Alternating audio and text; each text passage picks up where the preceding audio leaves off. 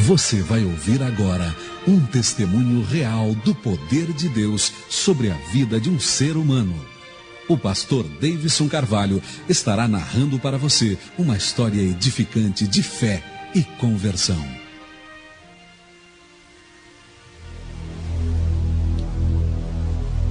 Nasci eu no interior do Rio de Janeiro, numa cidadezinha chamada Nova Friburgo, colônia de suíços e alemães. Minha família, uma família de renome, família chamada Tuller e família chamada Schwenk. A minha família, fundadores da cidade, pioneiros da cidade. Minha mãe, filha de uma empresária muito bem sucedida.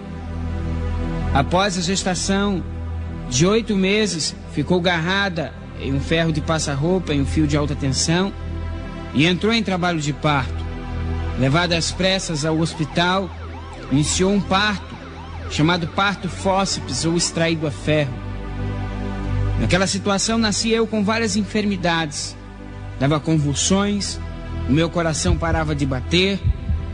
Durante os 3 primeiros anos de minha vida, a minha família correu atrás de tudo que a medicina poderia proporcionar para trazer uma cura para o meu corpo.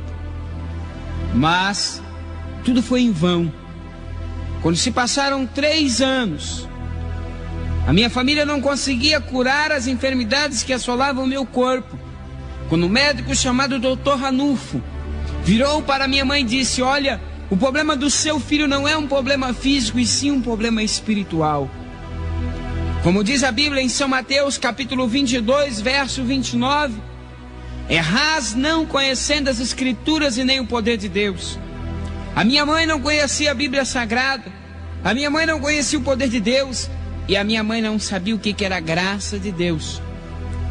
Quando ela me levou até um centro de candomblé, em São Gonçalo, Niterói, chamado Bandeira Branca, e ali me entregou na mão daquele pai de santo, e durante 90 dias me trancaram dentro de um quarto por nome Roncó. Flagelaram meu corpo, cortaram os meus braços, a minha cabeça e os meus pés com navalha, para a remissão dos meus pecados e dos pecados de meus antepassados. Agora você, meu amado amigo, irmão, que não sabe e também não conhece o que é a graça de Deus. A Bíblia diz que a graça é contrário de prêmio. Prêmio você luta para conseguir, mas graça você não faz nada para receber, porque ela vem de graça. Uns acham que a graça de Deus é manifesto segundo o Evangelho de Allan Kardec, dizendo que após a morte existe uma reencarnação. Só que a Bíblia Sagrada diz que após a morte vem o juízo de Deus. É céu, céu, inferno, inferno. Não existe outro caminho. Outros acham que a graça de Deus é manifesta segundo o Evangelho de Buda, dizendo que não existe pecado no mundo, que pecado é invenção da mente do homem. Só que a Bíblia diz que o pecado sendo consumado gera morte, mas o dom gratuito de Cristo Jesus é a vida eterna. Outros acham que a graça de Deus é manifesta segundo o Evangelho de Maomé, dizendo que você veio à terra para sofrer e pagar pelos seus pecados. Só que a Bíblia diz, no livro de 1 João, diz: amados, não pequeis, mas se pecar, saiba que existe um advogado que advoga por vós, Jesus Cristo, o justo. Naquela situação ali, a minha mãe não conhecia a graça de Deus. A Bíblia diz em Tito 2,11: pois a graça de Deus se manifestou trazendo salvação a todos os homens. A graça de Deus, ela é manifesta pelo Evangelho de Jesus Cristo, pelo sangue de Jesus derramado na cruz do Calvário. Outros ainda acham que a graça de Deus é manifesta segundo um copo d'água e uma vela para anjo de guarda. O anjo que vem de Deus, como diz o salmista Davi, Deus acampa um anjo ao redor daqueles que o temem e os livra de todo mal. Você não precisa acender vela, porque anjo que é anjo de Deus não precisa de vela, porque ele não está na escuridão. Anjo não precisa de copo d'água, porque a Bíblia diz no livro de Ezequiel 47, diz que debaixo do trono de Deus sai um rio de água viva. Para que o anjo de Deus precisa de água? Anjo que precisa de vela. E anjo que precisa de água. É anjo que está nas trevas. E anjo que está nas trevas não são anjos, são demônios, como dizem Isaías. Meu amigo, meu ouvinte, meu irmão. Ali naquele centro de candomblé, vim crescendo no espiritismo, crescendo naquele centro de candomblé. Quando, aos 7 anos de idade, fui consagrado como Babalorixá, pai de santo. E ali, crescendo mais e mais, aos 8 anos de idade, vi um homossexual sentado numa escada à noite, fumando um cigarro com um cheiro meio adocicado, e eu perguntei: o que é isto?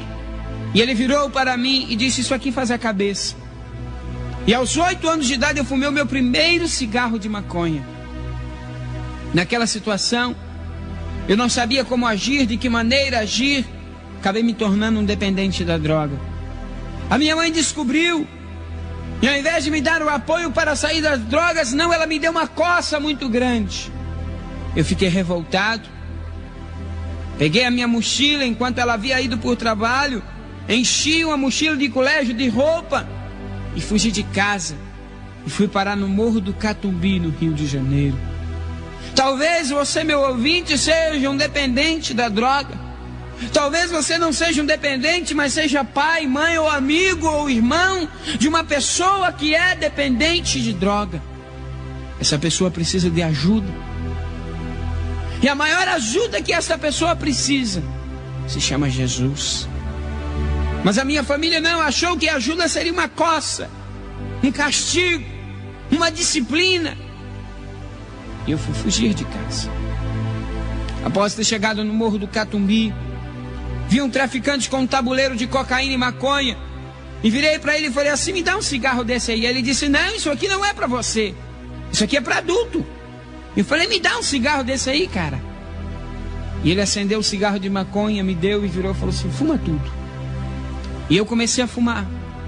Após eu ter fumado todo o cigarro, ele virou para mim e falou assim: você está sentindo alguma coisa? Eu falei: não, eu não estou sentindo nada.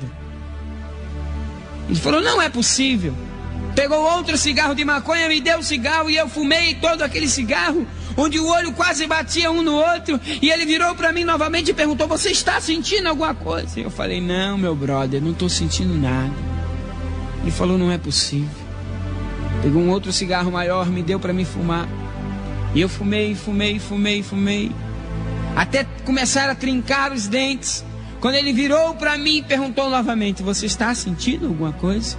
Eu falei: cara, eu não estou sentindo nada, não estou sentindo minha cabeça, não estou sentindo meus braços, não estou sentindo minha perna, não estou sentindo nada.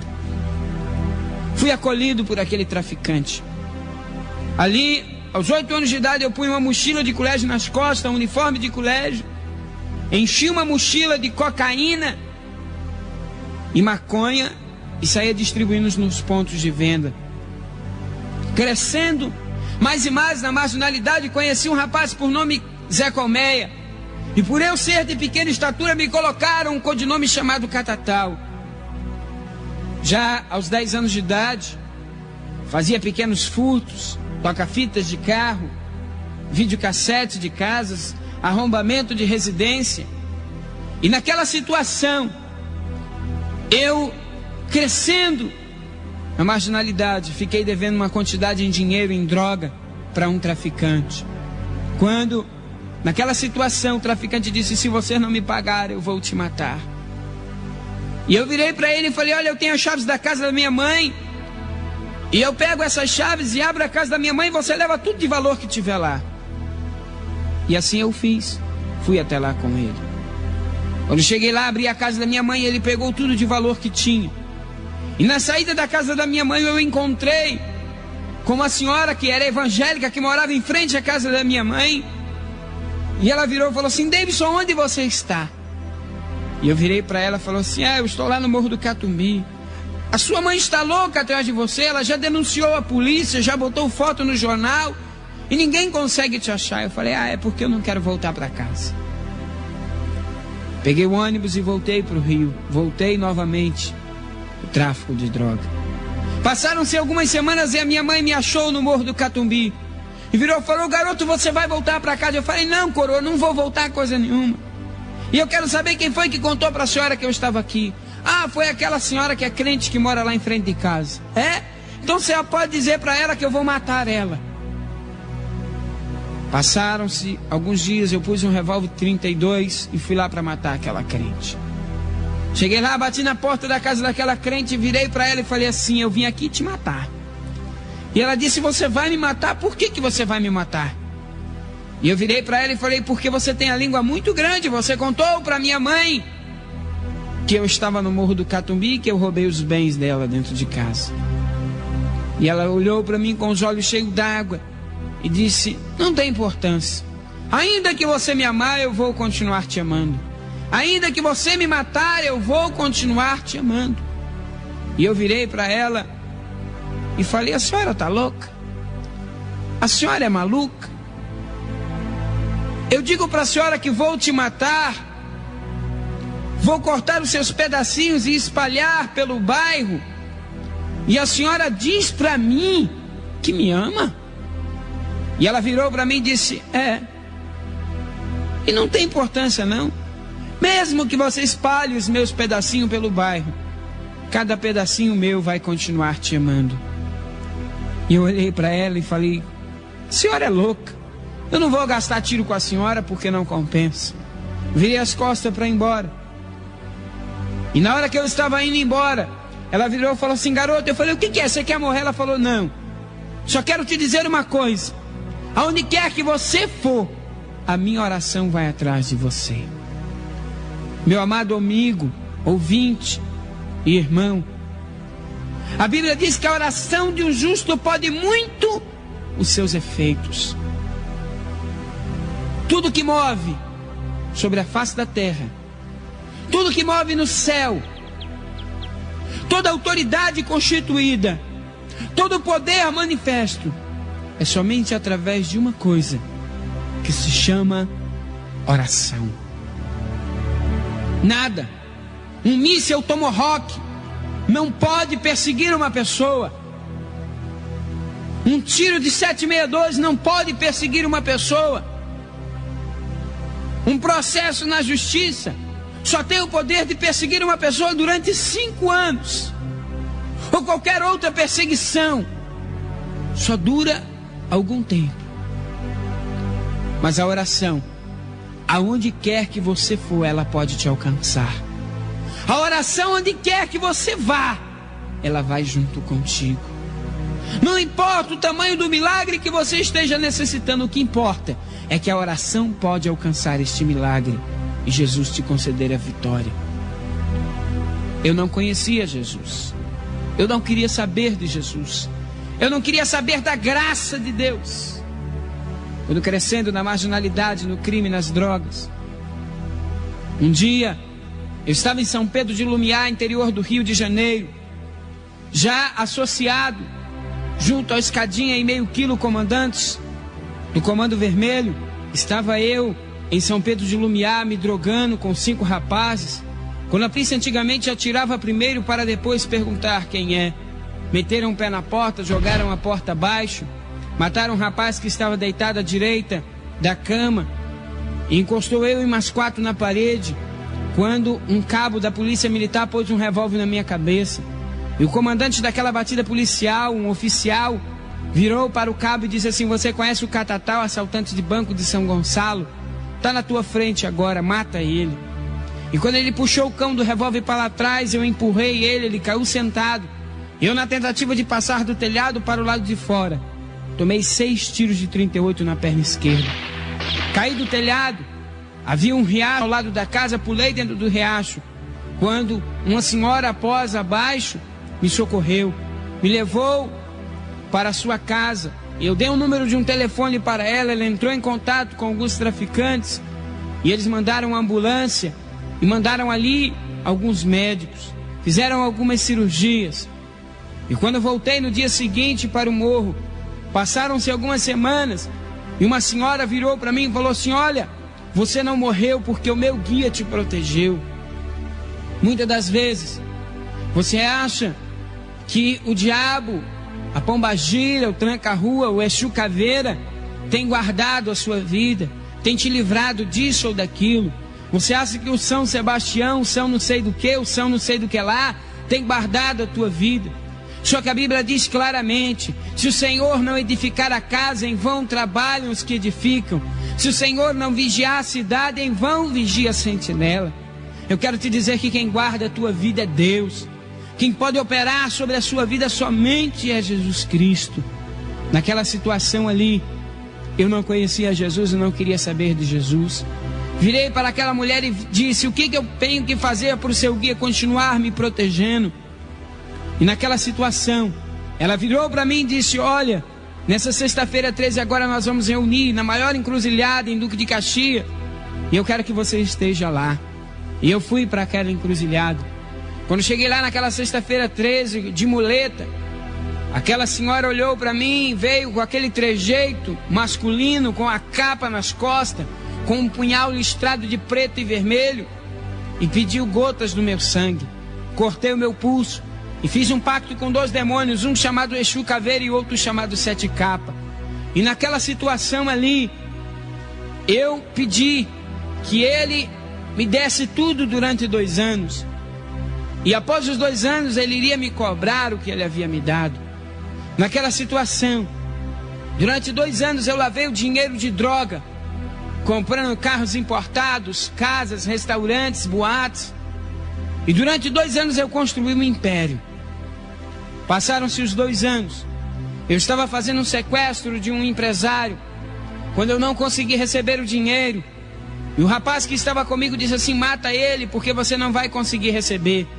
E naquela situação, eu fui para matar a ele, e ele virou para mim, olhou para mim, e eu disse: não vou matar ninguém não. E larguei ele no meio da estrada, no alto da Serra da Barra da Tijuca. Após aquela situação, eu ouvi uma voz dizendo assim: você não fez o que eu mandei, e eu agora vou te matar. O que eu havia constituído em 2 anos, com o dinheiro das drogas, e com o que o diabo estava fazendo sobre a minha vida, eu perdi em 6 meses. Não se iluda. O diabo, ele realmente tem poder e ele pode te dar as coisas, mas ele te dá com a mão e te tira com as duas.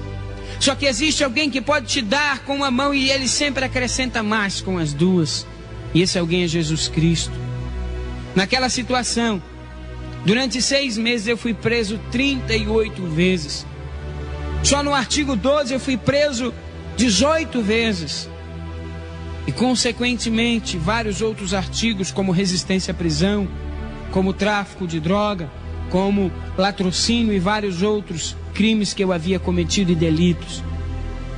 Ali naquela situação já havia perdido tudo o que eu possuía.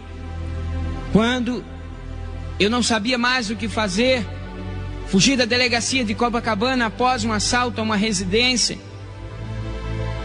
Eu peguei um carro, passei no morro, peguei uma quantidade de droga e disse: eu vou embora para São Paulo, para Guarulhos, e vou iniciar um novo tráfico de droga. Saí do Morro do Catumbi às 22 horas da noite, peguei a Avenida Brasil em direção à Serra das Araras, para ir para São Paulo, em Guarulhos.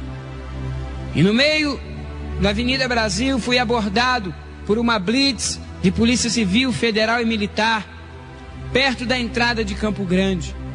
Quando eu vi aquela blitz, eu ouvi uma voz dizendo para mim bem suave: passa, você vai dar conta de passar. E o meu coração parecia que iria sair pela boca. Eu estava com um revólver 38 na cintura e uma pistola 765 nas costas. Quando eu fiz menção de passar pela blitz, um policial federal mandou eu encostar o carro. Eu, na tentativa de furar o cerco, algumas viaturas, motos vieram atrás de mim. Eu peguei o viaduto e entrei para dentro de Campo Grande. Após ter entrado para dentro de Campo Grande, até as 2h30 da manhã, houve perseguição de viaturas atrás de mim. Não sabia eu mais como fazer e como agir, quando abandonei o carro dentro de um matagal e saí correndo a pé. Às 4 horas da manhã estava eu a pé novamente na Avenida Brasil, tentando furtar um carro, arranjar um veículo para mim voltar para o centro do Rio. Quando vi passar por mim uma viatura de polícia militar, Eu virei e falei assim: vou me livrar dessas armas, porque se me pegarem não me pegam com nada. Peguei o revólver 38, joguei dentro do mato. Quando eu meti a mão na pistola 765 para tirar das costas, eu só vi algumas sirenes e só ouvi algumas freadas e um holofote na minha cara dizendo: para, a mão na cabeça. Só que eu já estava com a pistola na mão. Quando eu levantei a minha mão, eles pensaram que eu iria atirar e dispararam uma rajada de metralhadora 9mm contra o meu corpo. Tomei uma rajada de 9 tiros no meu corpo, que me jogou a distância de quase 4 metros de distância. Um impacto no meu corpo. Caí no chão, ainda estava vivo, quando vi parar uma viatura de polícia militar ao meu lado. E desceram 2 policiais. E um olhou para o outro e disse: ele ainda está vivo, vamos acabar com ele. Chutou as minhas costelas, me virou de bruços, puxou de um revólver 38 e me deu 2 tiros a queima-roupa na cabeça. Quando eu tomei o primeiro tiro na minha cabeça, eu senti um choque. Quando eu tomei o segundo tiro, eu senti a minha alma se desprendendo do meu corpo. Em fração de milésimos de segundo, olhei e vi o meu corpo estirado, esvaindo em sangue no chão, e um buraco negro se abriu de meus pés. E naquela situação, a minha vida havia saído completamente do meu corpo. E 2 mãos me puxaram para debaixo da terra. Meu amado irmão e amigo, não existe palavra no meu vocabulário para te expressar como é a dor do inferno. Não existe palavra no meu vocabulário para te expressar como é o sofrimento de um lugar que a Bíblia chama de princípio das dores. A única coisa que eu posso te dizer é que Deus não preparou este lugar para você. Deus não preparou este lugar para um homossexual. Deus não preparou este lugar para um marginal. Deus não preparou este lugar para um traficante. Deus preparou este lugar para o diabo, seus anjos, o falso profeta, a besta e o anticristo. Disse Jesus uma certa vez: irei para o Pai e virei outra vez. Para onde eu estiver, estejais vós também. Deus tem preparado para você, minha irmã, uma morada celestial, e Deus vai te abençoar. Talvez você hoje mora num barraquinho. Talvez você hoje não tenha um carro, um veículo para você se conduzir. Talvez nem emprego você tenha. Mas eu quero te dizer uma coisa: você tem o teu nome escrito no livro da vida. E com certeza Deus vai operar milagres sobre a sua vida. Deus vai fazer algo sobrenatural na sua vida. Porque quando Deus promete, Deus cumpre. A palavra diz que Deus não é homem para que minta, nem filho do homem para que se arrependa. Após a minha alma ter descido ao abismo, fiquei sabendo que pegaram o meu corpo, colocaram sobre uma maca e levaram para o necrotério de Campo Grande. Chegado no necrotério de Campo Grande, não tinha nenhum documento que identificasse o meu corpo. Quando pegaram o meu corpo e colocaram dentro de uma gaveta de uma geladeira e empurraram para dentro da geladeira. Passou-se ali o primeiro dia, passou-se ali o segundo dia, passou-se ali o terceiro dia, passou-se ali o 4º dia. No 5º dia pela manhã, chegaram 2 jovens de uma igreja evangélica do Rio de Janeiro para fazer o reconhecimento de um rapaz de sua igreja que estava desviado e havia desaparecido.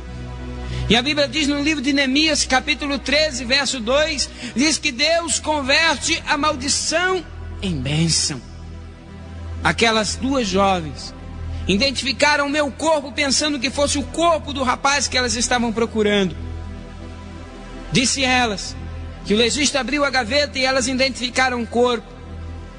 Disse elas que o legista pôs o meu corpo sobre uma mesa e uma missionária ficou na porta e a outra foi identificar totalmente o corpo. Quando disse ela, o legista já havia acabado de lavar o meu rosto. E quando ela olhou, ela viu que não era o rapaz que elas estavam procurando. Ela voltou para falar com a missionária que estava na porta. E quando chegou ali, a missionária estava chorando e falando em mistério com Deus. E ela virou para a missionária e disse: irmã, não fique dessa maneira, não é ele que nós estamos procurando. E ela virou para aquela irmã e disse: olha, eu não estou assim porque não é ele. eu estou assim porque Deus está mandando eu orar por aquele defunto. E aquela irmã olhou arregalado os olhos para ela e disse: mas como orar por defunto? Quem ora por morto é católico, nós somos crente. Morreu, não tem mais jeito, não tem mais solução. E ela virou para aquela irmã e disse: olha, tem 6 anos que eu faço a obra de Deus, e tudo que Deus me mandou fazer, eu fiz até aqui, não vai ser agora que eu vou voltar atrás. E ela foi em direção ao meu corpo. O legista estava do outro lado da mesa. Ela virou para o legista e disse: se eu orar por ele, ele ressuscitar, você entrega a sua vida para Jesus? E disse ela que o legista deu uma gargalhada na cara dela e disse: menina, você está louca, você está maluca, esse cara está igual uma peneira, igual um picolé, e você vem dizer para mim que ele vai ressuscitar, você está louca?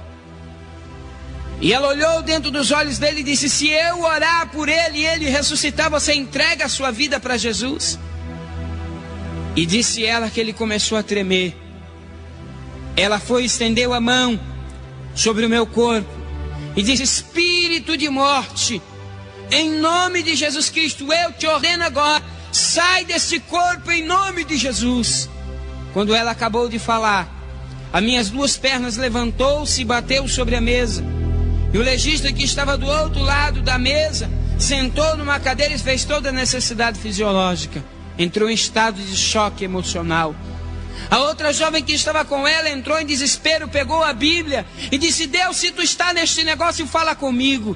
E quando ela abriu a Bíblia, caiu em Gênesis no capítulo 1, quando diz: e Deus, formando o homem do barro e soprando nas narinas, disse: recebei o espírito de vida. Ela fechou a Bíblia, pôs a mão sobre a minha testa e disse: espírito de vida vindo de Deus, eu te ordeno agora, entra neste corpo em nome de Jesus. Quando ela acabou de falar, os buracos dos tiros no meu corpo começaram a sangrar. Ela passou a mão no estetoscópio, pôs sobre o meu coração, e ele havia voltado a bater para a honra e glória do Senhor Jesus. Disse elas que houve um corre-corre e pegaram o meu corpo e levaram para o hospital de Campo Grande. Chegado na casa de saúde de Campo Grande, ali, naquela situação, me levaram para um centro cirúrgico. Tiraram vários raios-x do meu corpo, tiraram vários raios-x da minha cabeça. E após algumas cirurgias, o médico chamou as 2 jovens e disse: olha, sinto muito, mas ele vai ser um vegetal. Os 2 tiros que perfuraram o crânio dele, um atingiu o tímpano e a visão do olho esquerdo, e o outro atingiu o bulbo do seu cérebro. E ele não vai andar, não vai falar, não vai fazer mais nada.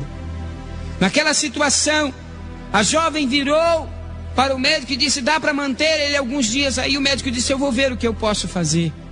E elas 2 foram embora. E mais uma vez a infinita misericórdia de Deus começou a operar sobre a minha vida.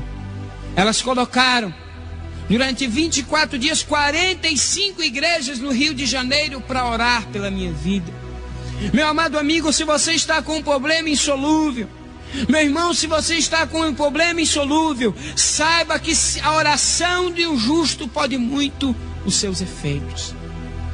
Após esses 24 dias, somente o espírito de vida de Deus havia voltado para o meu corpo, a minha alma não. Eu creio na tricotomia, que nós somos constituídos de alma, corpo e espírito.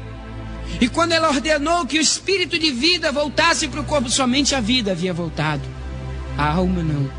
A minha alma ainda estava no abismo. Quando passaram-se 24 dias, as 2 jovens retornaram ao hospital. Tinham colocado o meu corpo no centro cirúrgico para dar a sequência à morte, e iriam doar o meu corpo para a faculdade, porque até aquela presente data não havia identificado quem eu era. Quando a jovem, discutindo com o médico, entrou no centro cirúrgico, pegou um óleo consagrado, pôs sobre a minha testa e começou a chorar orando, dizendo: Deus, se tu começou a boa obra, aperfeiçoa e termina ela agora, em nome de Jesus. Neste meio tempo, eu estava ao abismo, sendo chicoteado por objetivos e determinações que o diabo havia mandado eu fazer e eu não havia feito. Talvez você é uma pessoa religiosa, uma pessoa que faz caridade. Eu quero te dizer que o abismo está cheio de pessoas religiosas, cheio de pessoas que fazem caridade. A salvação é mediante a graça de Jesus Cristo, não por obras, não por caridade, não por ser uma pessoa boa. Naquela situação ali, naquele exato momento, apareceu um personagem de quase 4 metros de altura, com uma veste resplandecente. E eu não conseguia ver nem seu rosto, nem seus pés, nem suas mãos, nem nada, porque era muito reluzente a sua luz. Havia os cabelos brancos, como a neve. Como dizem em Apocalipse, os seus olhos eram como chama de fogo. Da sua boca saiu uma espada. E naquela situação, eu não sabia mais nem como fazer e nem como agir, quando aquele personagem de quase 4 metros de altura virou para um outro personagem de 3 metros e disse: eu vim aqui buscar esta vida. E aquele personagem, com uma figura não muito adequada, virou e disse assim: não, esta vida me pertence, ele tem um contrato comigo. E mostrou uma folha redigida com todo aquele pacto que eu havia feito na encruzilhada. Naquele exato momento, naquele exato instante, aquela senhora que havia feito o pacto, era aquele contrato que eu havia feito junto com ela. Naquela situação eu não sabia mais como agir. E aquele personagem de 4 metros de altura estendeu um manto branco e apareceu como se fosse um telão de cinema, e centenas de pessoas de joelho dobrado, e ele disse: mas essas vidas aqui estão clamando por ele, e eu vou levar ele agora. E naquele exato momento aquela luz veio vindo dos meus olhos, como se fosse entrarem dentro de mim e me queimar. E quando eu abri os olhos, eu estava no centro cirúrgico. Que olhei para o lado, eu estava com uma hemorragia cerebral, e eu vi um médico agarrando no braço da jovem e disse: sai que ele está morrendo. E ela apontou o dedo no rosto do médico e disse: ele não está morrendo nada, ele está recebendo vida da parte de Deus. E ela saiu do centro cirúrgico, me colocaram na máquina de raio-x, tiraram vários raio-x, me anestesiaram. Quando disse elas que o médico chamou elas dentro de uma sala com outra equipe médica e disse: jovem, eu não sei o que você fez com aquele rapaz, mas olha isso aqui. Quando ele mostrou o primeiro raio-x para ela, os 2 tiros haviam esfacelado o meu cérebro. Quando ele mostrou o raio-x que ele havia acabado de tirar, os 2 tiros estavam agarrados no meu osso craniano. E a minha vista, o meu ouvido, o meu bulbo do cérebro não tinha sofrido nenhuma lesão, para a honra e glória do Senhor Jesus. Após 4 meses, eu já podia falar, já podia ouvir, já podia me mexer da cintura para cima. Só não podia me mexer da cintura para baixo, porque 2 tiros haviam perfurado meu estômago e havia atingido a minha coluna. E quando aquelas jovens com alguns obreiros vieram me visitar e disseram para mim: olha, você está vivo, você está aqui porque você estava morto e nós oramos por você e Deus te ressuscitou. E eu virei para elas e falei: você está louca, menina? Você está maluca? Que ressuscitou? Você está louca da sua cabeça? E os 2 policiais que estavam na porta, porque a polícia já havia identificado quem eu era, que eu era um catatal, ex-traficante, eu era um traficante do Comando Vermelho. E naquele exato momento, aquelas crentes saíram dali chorando, porque eu disse que não gostava de crente, eu não suportava crente, eu odiava crente.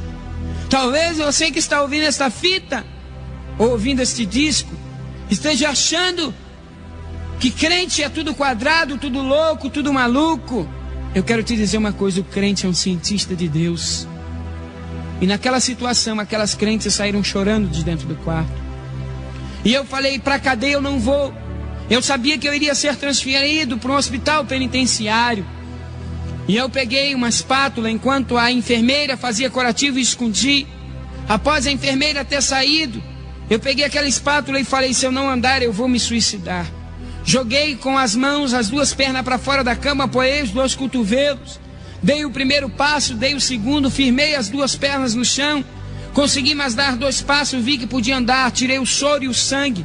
Abri a janela e fugi do hospital e voltei para o morro novamente. Quando cheguei ali no morro, um traficante chamado Branco olhou para mim e falou assim: Catatal, tu ainda está vivo. Eu olhei para ele e falei assim: cara, meu santo é forte, vaso ruim não quebra. E ele virou para mim e falou assim: cara, tu não morreu. Eu falei: eu tô todo arremendado aqui, mas não morri não, cara. E vocês não vão tomar conta do tráfico no meu lugar não. Ele falou: tudo bem. Aí eu tenho um negócio para você, vai lá na casa do Flavinho, o negão, e pega o negócio que tá lá para você. E eu desci o morro a pé.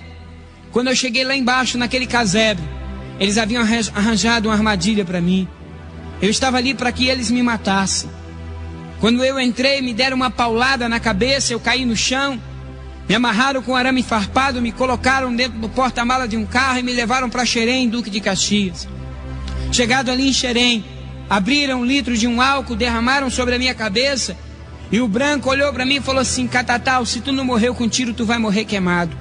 Quando ele riscou o palito de fósforo, infestou de polícia para tudo quanto era lado. Naquele troca-troca de tiro, eles fugiram, me largaram ali. 2 traficantes morreram. Eu consegui soltar o arame, sair correndo e fugir da polícia e fugir deles. Voltei ao morro, peguei uma quantidade de droga e fui para minha cidade chamada Nova Friburgo. Fiquei durante 1 ano e meio vendendo droga na minha cidade. Quando estava um dia na boate chamada Caltrim Club, vendendo droga, e um segurança passou perto de mim e falou assim: Catatal, sai correndo que os homens estão atrás de você. E eu olhei para ele e falei assim: ih, cara, não tem medo de homem não. Se tivesse medo de homem, não me olhava no espelho. Quando eu olhei para trás, vi 5 trogloditas de PM que não tinha mais tamanho. Eu falei: mas desses aí eu tenho. E comecei a correr. Um muro muito alto, pulei o muro. Um rapaz estava botando um carro para dentro da garagem. Eu joguei ele no chão, furtei o veículo. E numa tentativa de fuga, estava chovendo. E uma viatura de polícia militar disparou uma rajada de fuzil 762 contra o carro. E um tiro perfurou a lata e entrou no meu joelho. Senti uma dor muito forte e perdi o controle do carro. Fui na porta da Igreja Evangélica Assembleia de Deus de Nova Friburgo, entre a porta e um poste de concreto. E bati com o carro e fiquei preso no meio das ferragens. Estava tendo um culto de oração. A dirigente do ciclo de oração saiu do lado de fora, pôs a mão na minha cabeça e disse: espírito de morte, eu te repreendo no nome de Jesus. Quebrei o maxilar, quebrei o meu fêmur esquerdo em 2 lugares, a minha canela e todos os dedos da mão esquerda. Saí dali, fui levado para o hospital Raul Sertã. Fiquei 45 dias internado no hospital, com 3 parafusos na perna, na canela e 2 parafusos no maxilar. Após 45 dias fui levado de ambulância e uma viatura para a delegacia de Nova Friburgo.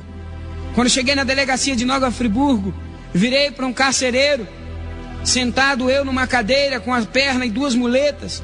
Virei para ele e falei assim: para que cela que eu vou? E ele virou para mim e falou assim: você vai para a cela 5. E eu falei: quem é o xerife lá? Ele falou: não, lá não tem xerife. Lá é cela de preso que aceitou Jesus, lá é cela de crente. E eu falei: cara, faz o que você quiser comigo. Me bota no pior cubico, mas não me bota junto com crente não, que eu não suporto crente, eu odeio crente, eu não gosto de crente.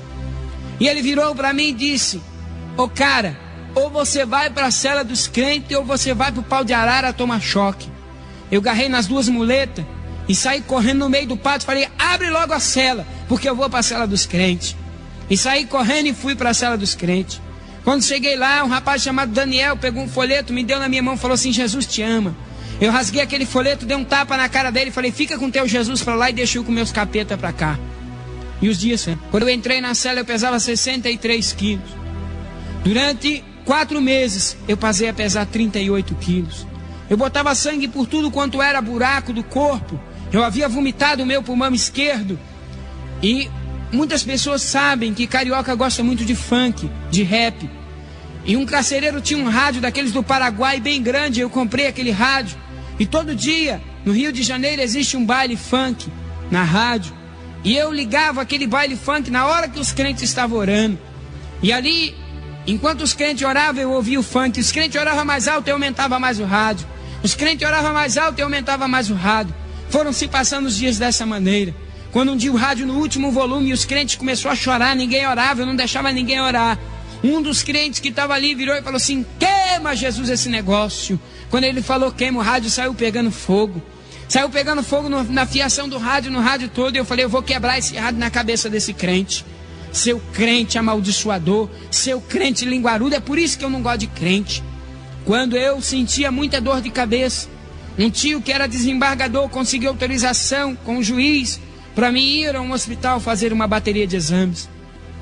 Fiz a bateria de exames. Quando passaram-se 6 meses, a minha mãe veio me visitar, trazendo o resultado dos exames de uma posição dos 2 advogados melhores do Rio de Janeiro, que eram advogados da família. E naquela situação, a minha mãe, chorando no dia de domingo, num pátio muito ensolarado, ela virou para mim e falou: olha, eu quero te dizer uma coisa, a partir de hoje eu não venho mais te visitar. Eu não venho mais te visitar porque os 2 advogados da família disseram que você vai responder por 75 inquéritos. E no mínimo você vai puxar 85 anos de cadeia. Aqui estão todos os seus exames, eu não abri. Eu vou dar para o carcereiro e após a visita ele vai te entregar. E na quarta-feira, quando você for ao médico, leve para o médico. A minha mãe assim o fez. Quando acabou a visita, eu muito triste, amargurado, porque a minha mãe não vinha mais me visitar. Peguei os envelopes dos resultados dos exames para levar na quarta-feira. Só que muito curioso, eu abri a chapa de um pulmão e olhei contra o sol e eu não tinha um pulmão esquerdo. Abri um exame de urina, eu estava totalmente possesso de infecção urinária. Abri uma chapa dos meus rins, eles haviam secado. Quando eu abri uma tomografia da minha cabeça, eu estava com 2 nódulos da cabeça do tamanho de uma laranja. E por último, quando eu abri o exame de sangue, eu estava com vírus do HIV, com quase mais da metade do sangue contaminado. Eu entrei em desespero, porque eu estava entrando em estado terminal. Não sabia mais o que fazer, porque até aquele exato momento eu já havia passado pela morte, mas eu nunca tinha encarado a morte de frente como eu comecei a encarar naquele exato momento. Entrei em desespero chorando, quando aquele mesmo rapaz chamado Daniel, que havia me dado um folheto, sentou ao meu lado e disse: olha, eu não sei qual é o seu problema, mas eu sei que Jesus é a solução dele. Pegou um folheto e começou a falar do amor de Jesus para mim, começou a falar do amor de Deus para mim. E no meio da pregação dele eu parei de chorar e comecei a chorar por causa do sofrimento da cruz de Jesus. E chorando compulsivamente, ele virou para mim e perguntou para mim: você quer aceitar a Jesus? E eu olhei para ele chorando muito e virei e falei assim: não, eu quero saber se Jesus vai me aceitar. Será depois de tudo de errado que eu já fiz? Será depois de todo o pecado que eu já cometi? Será que Jesus ainda vai me aceitar? Ele virou para mim e disse: olha, a Bíblia diz aqui em Isaías, no capítulo 1, no verso 18, diz que ainda que os seus pecados sejam mais negros que o escarlate, mais vermelho que o sangue carmesim, eu, Senhor, tornarei mais branco que a neve, mais alvo que a pura além dos seus pecados, eu já não me lembro mais. Naquele exato momento, eu ali me alegrei muito, e eu levantei a minha mão e aceitei a Jesus. Eu ainda fumava, eu ainda cheirava cocaína, eu ainda tinha um cabelo na cintura, falava um monte de gíria, mas não importava, o que importava era eu aceitar a Jesus do jeito que eu estava. Porque até aquele exato momento eu já havia tentado mudar a minha vida, mas não conseguia. Talvez você que está ouvindo a tua vida está esperando mudar de atitudes, mudar de vida para aceitar a Jesus. Mas eu quero te dizer uma coisa: aceite Jesus do jeito que você está, porque quem vai mudar a sua vida é Jesus. Passaram-se 3 dias e eu vi os crentes orando e fui orar, fazer a minha primeira oração para Jesus. Dobrei o joelho, levantei as minhas mãos para o alto e disse assim: aí meu brother, qual é a tua, meu? Não estou afim de ficar nesse cubico não, cara, me tira daqui, pô. Foi a minha primeira oração para Jesus. Talvez não tenha sido uma oração com boa dicção, com boa oratória, mas o salmista Davi, escrevendo o Salmo 51, ele diz que Deus não se interessa por palavras bonitas, Deus não se interessa por uma roupa nova, Deus não se interessa por um carro importado, Deus não se interessa por uma casa boa, Deus se interessa por um coração contrito e por um espírito quebrantado. Se você tem um espírito quebrantado, você chega diante de Deus. Se você tem um espírito quebrantado, Deus te abençoa.